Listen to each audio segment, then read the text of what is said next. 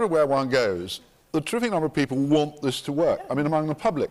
And it is very striking that all sorts of hard-nosed Tories and soft, wet Lib Dems have been saying, oh, isn't this marvellous? This is the way forward, this is the way it's going to be. Well, of course, it's the only way you can get power. Of course you do. That's sorry, but really, this is ridiculous. Personally, I've always felt since day one the idea of the Lib Dems, who on many issues at the left of the Labour Party, getting together with the Tories, does seem inherently pretty weird. Now, actually, at the moment, your party colleagues are so thrilled to have chauffeurs and red boxes and all the other nice things.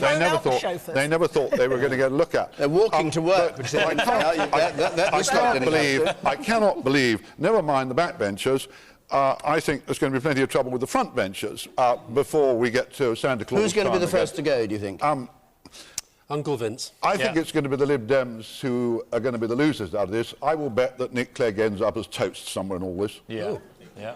I just think you're wrong. I mean, if you look at this policy, this allows the tax threshold to be gradually lifted. You're talking about the capital gains tax? But that income tax. Of that, it's all linked together. And that's the reason why people like John are willing to entertain it, because there's actually a Lib Dem policy that I think they fundamentally agree with, which is lifting that flash tax. You were supposed to be a radical party. We're persuasive. And you are hold on a second. Matt, you said everyone is really enjoying this, and then you end up by saying Nick Clegg's going to be toast. No, I'm saying the public. Which one is it? Either of them really wants it. People who think this is wonderful, but I just don't think it's going to work. Do you support John Redwood against this proposal from David Cameron and your leader? If there isn't a proposal. Sorry, there's no proposal. No, not you yet, write long letters to people, that's not a proposal. Mine is a proposal. Yeah, that's they what I'm haven't saying. come up with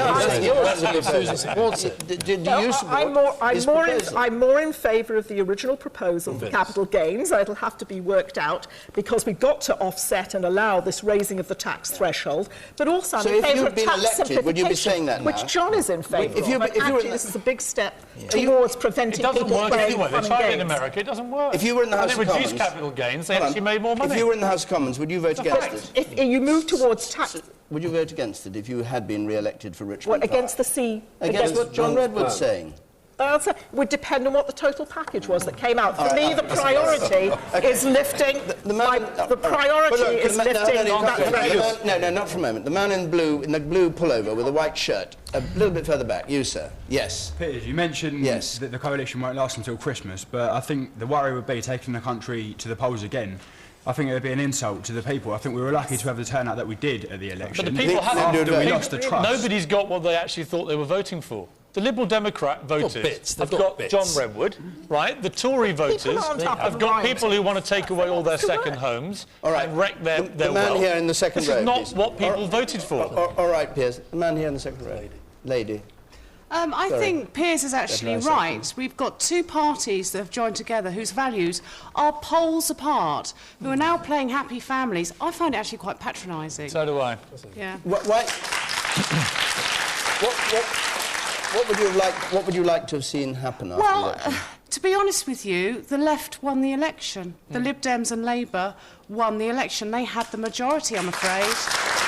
There's nothing I can do about that, that's a fact. Max Hastings, would you think that had been the right answer? The left had more votes. It's a very difficult one. There's no doubt, whichever way you look at it, the Tories did not achieve victory because in the end they were only able to raise their vote against enormously unpopular government and unpopular Prime Minister by 4 percentage points.